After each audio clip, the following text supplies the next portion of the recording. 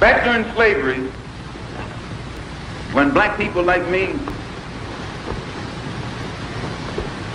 talked to the slaves, they didn't kill him. They'd send some old house Negro along behind him to undo what he said.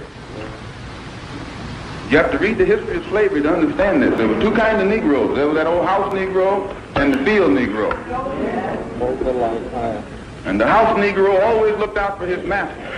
When the field Negroes got too much out of line, he held them back in check. He put them back on the plantation. The house Negro could afford to do that because he lived better than the field Negro. He ate better, he dressed better, and he lived in a better house. He lived right up next to his master in the attic or the basement. He ate the same food his master ate and wore his same clothes. And he could talk just like his master. Good diction. And he loved his master more than his master loved himself. That's why he didn't want his master hurt. If the master got sick, he'd say, "What's the matter, boss? We sick?" He was as sick as the master. When the master's house caught a fire, he'd try and put the fire out. He didn't want his master's house burned.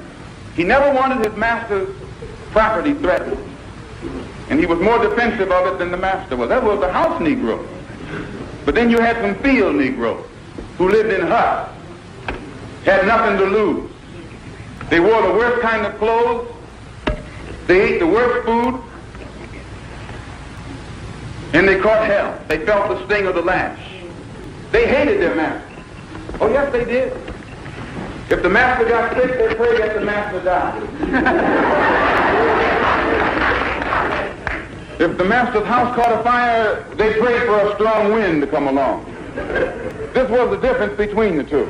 And today you still have house Negroes and field Negroes. Yeah.